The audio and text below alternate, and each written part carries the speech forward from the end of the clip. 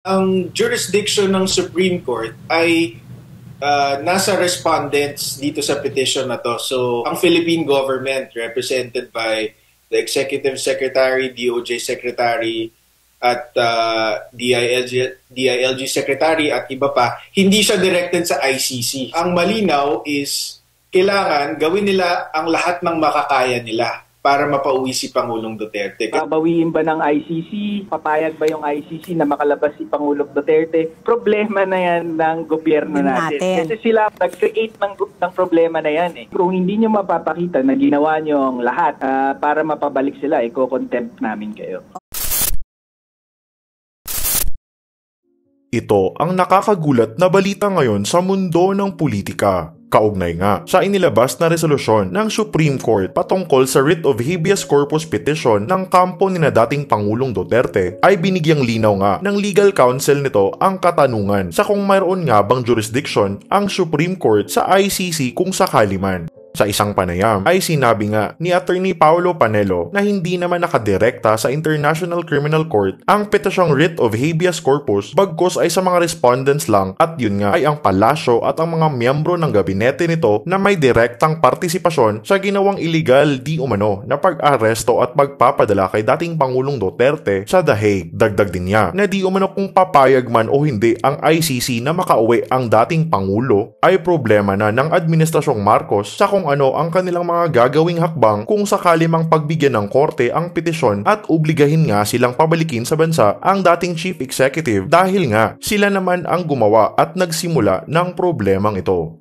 Maaari din di umanong ma-cite in contempt ng Supreme Court ang mga ito kung sakali man. Oo, does the jurisdiction apply when we're talking about the ICC? Because sa pagkakaalam ko po, historically, wala pong arrest warrant na binawi ang ICC kahit pa po sa mga sitting president. Unang-una, yung writ of habeas corpus kasi it's not directed to the ICC. It's directed to the respondents in this case. Yung mga opisyal ng gobyerno natin. In that context, may jurisdiction yung Supreme Court. Ngayon, babawiin ba ng ICC? Papayag ba yung ICC na makalabas si Pangulong Duterte? Problema na yan ng gobyerno natin. Kasi sila nag-create ng problema na yan. Hindi problema ng Supreme Court, hindi problema ng petitioners kung paanong gagawin ng gobyerno natin na mapabalik sa. Problema yan ng mga responsable na nagpahirap ng buhay nila na ibigay si Pangulong Duterte sa international court na wala namang jurisdiction in the first place. They used the entire government machinery to bring PRRD to The Hague. So they should use the same machinery to try to get it back. Ganun kasimple. Sabi ng Supreme Court dito sa Lokban case na binanggit ko kanina, kung hindi nyo mapapakita na ginawa nyo ang lahat para mapabalik sila, iko-contempt namin kayo.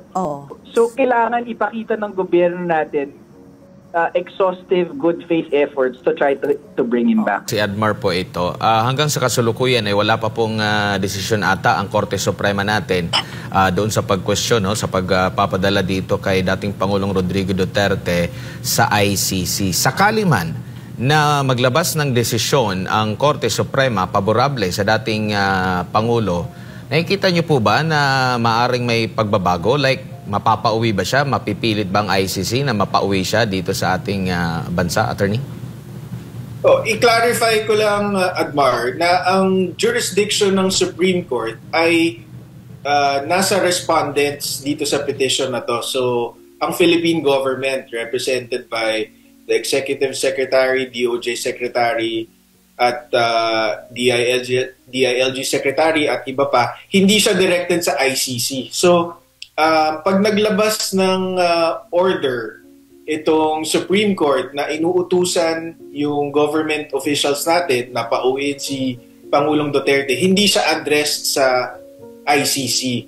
At base dun sa mga precedents na nakita natin, hindi naman uutusan ng korte natin kung paano nila ipapauwi si Pangulong Duterte. Bibigyan sila ng discretion kung paano nila gagawin yon. Pero ang malinaw is kailangan gawin nila ang lahat ng makakaya nila para mapauwi si Pangulong Duterte. Kasi meron nga tayong nakitang isang kaso, 1919 pa, Villavicencio versus Lokban, decided ng Supreme Court natin, ang sabi doon ng Supreme Court, yung kakayahan mong gumawa ng mali. In this case, yung kakayahan mong dalhin si Pangulong Duterte sa ibang bansa, ipakulong siya doon nang walang suporta sa batas. May kaakibat yang obligasyon na gawin ng lahat ng makakaya mo na ibalik siya dito. Opo. And dito po sa usapin naman po ng obligasyon ng ating gobyerno. Kasi kung meron pong mga Pilipino na nahaharap sa kaso sa ibang bansa, ang naririnig natin ng mga balita ang pagsisikap po ng gobyerno na matulungan itong ating mga kababayan to the point na makikipag-usap pa sa gobyerno doon na pwede bang akuin na lang namin yung kustodiya or dito na lang siya magsilbi sa kanyang hatol or habang siya po ay nakakulong, kumbaga. Meron bang ganito? Ito ba ay nakasaad sa ating konstitusyon or sa batas natin? At nakikita niyo po ba na sa panig po kay dating Pangulong Rodrigo Duterte, ito po ay nangyayari or kabaliktaran na yung conclusion na dito is yung nangyari na mismong gobyerno nagpadala sa kanya doon na po sa ICC, attorney? Baliktad ang nangyari dito. Imbis na pangalagaan at proteksyonan ng ating gobyerno ang mga Pilipino, na ito'y utos ng konstitusyon sa gobyerno natin. Imbis na gawin nila ito, pinatapon nila doon si Pangulong Duterte nang walang basehan. So yun ang nakakalungkot. Kasi yun nga, yung iba nga dyan na mga Pilipino convicted na sa ibang bansa pero pilit pa rin ginagawa ng paraan ng ating gobyerno na wag na matuloy, kunyari yung execution or dito na lang ikulong sa bansa natin. Pero ang nangyari dito kay Pangulong Duterte, imbis na tulungan, imbis na proteksyonan, pinatapon doon. Opo. Siguro, attorney, may latest ka ba tungkol sa sitwasyon ngayon ni FPRD, kung meron man, para sa kaalaman ng ating mga kababayan?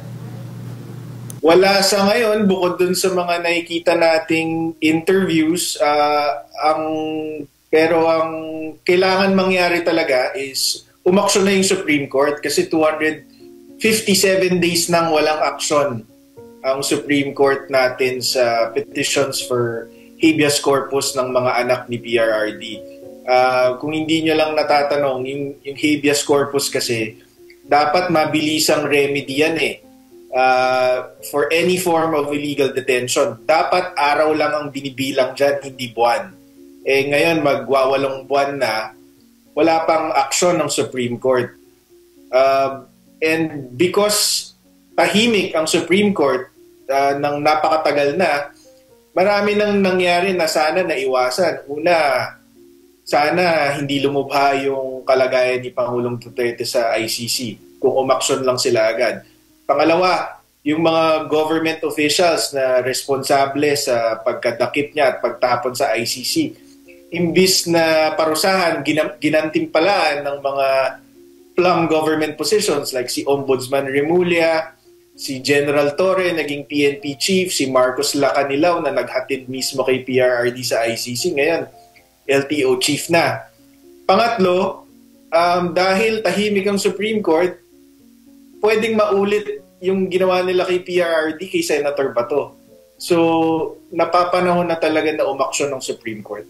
Para lang sa kaalaman ng tao, yung interim release, parang bail yan dito sa Pilipinas. So, interim release meaning panandali ang release lamang para makalaya ng bahagya itong si PRRD habang tumutuloy yung trial. Kasi matagal ito in fact, March 12 pa nga ho nasa kustodiya ng ICC si PRRD pero hanggang ngayon hindi pa nagsisimula yung trial. So, itong interim release, humihingi lang ng pahintulot sa ICC na payagang makalabas sandali ng kulungan si PRRD at suportado ito ng isang commitment mula sa isang state, sa isang government na willing i-host si PRRD Opo. habang nagtutuloy yung trial. Opo. Pero may ideya ho ba kayo, attorney, kung ano yung mga grounds ng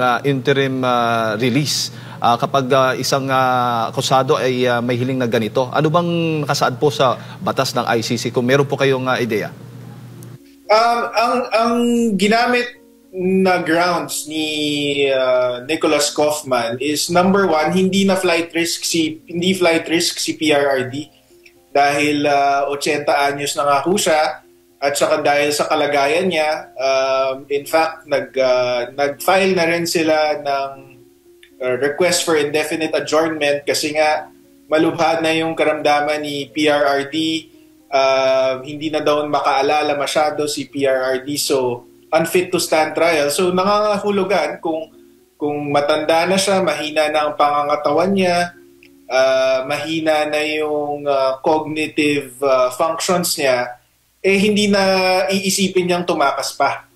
So yun yung unang ground na ginamit nila. Pangalawa, ang ginamit din nilang ground is wala na siyang capacity para